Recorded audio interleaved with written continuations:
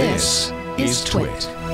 The universal basic income, you bring that up, and I think I don't want to let that go, because a lot of the upswelling comes from Silicon Valley about and so what do you make of this mostly libertarian, very liberal community saying, I support universal basic income? Yeah, so so people call them UBIs. So universal basic incomes, I think, really fascinating and really complicated. So it's really important to remember that the United States almost passed a universal basic income, and interestingly enough, it was under the presidency of Richard Nixon, right? So Nixon was a big fan of the universal basic income. He had a plan called the Family Assistance Plan, the FAP, and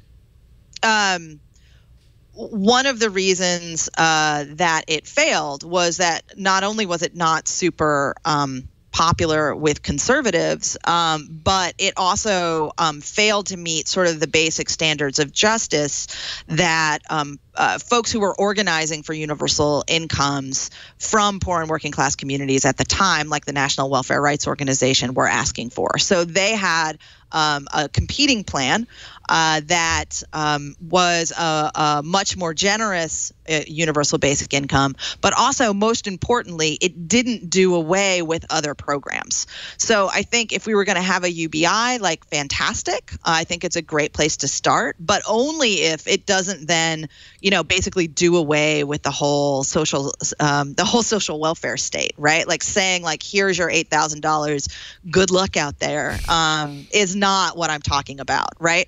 But what I do say in the book is not that a UBI would solve poverty. I'm actually not convinced it would do that, particularly in our political culture, but that it would solve many of the problems of the digital poorhouse, which is this constant need to try to decide whether people's poverty is their own fault before we can help them, right? The idea is to create a basic floor under anyone below which no one is allowed to go. And to me, that's a basic universal human rights approach, and that's part of where we need to be moving. But yeah, the universal basic income's the devil's definitely in the details.